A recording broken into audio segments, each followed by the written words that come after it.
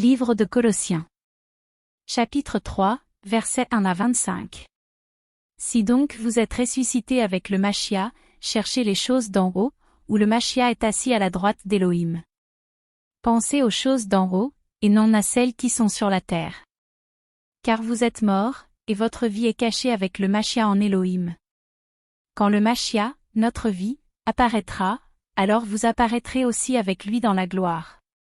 Faites donc mourir vos membres qui sont sur la terre, la relation sexuelle illicite, l'impureté, la convoitise, le mauvais désir et la cupidité qui est une idolâtrie.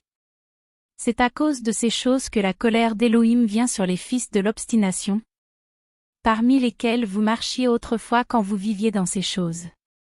Mais maintenant, vous aussi, mettez de côté toutes ces choses, la colère, la fureur, la malice, la calomnie, et qu'aucun discours obscène ne sorte de votre bouche. Ne vous mentez pas les uns aux autres, vous étant dépouillés du vieil être humain avec ses œuvres. Et ayant revêtu le nouveau, qui se renouvelle dans la connaissance précise et correcte, selon l'image de celui qui l'a créé. Là, il n'y a pas grec et juif, circoncision et incirconcision, barbare, scythe, esclave, libre, mais Machia est toute chose et en tous. Ainsi donc, comme des élus d'Élohim, saints et bien-aimés, revêtez-vous des entrailles de miséricorde, de bénignité, d'humilité, de douceur, de patience. Vous supportant les uns les autres et vous pardonnant réciproquement.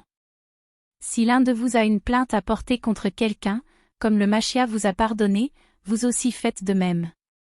Mais par-dessus toutes ces choses, l'amour, qui est le lien de la perfection.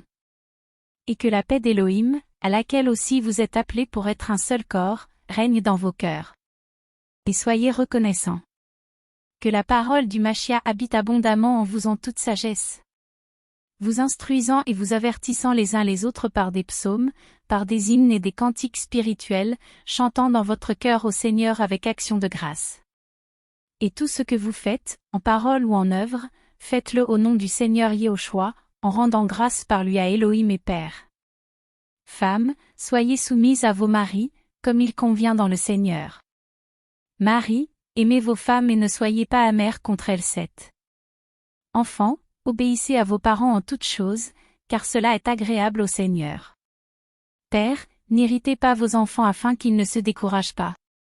Esclaves, obéissez en toutes choses à vos seigneurs selon la chair, ne servant pas seulement sous leurs yeux, comme si vous cherchiez à plaire aux humains, mais avec simplicité de cœur, dans la crainte d'Élohim.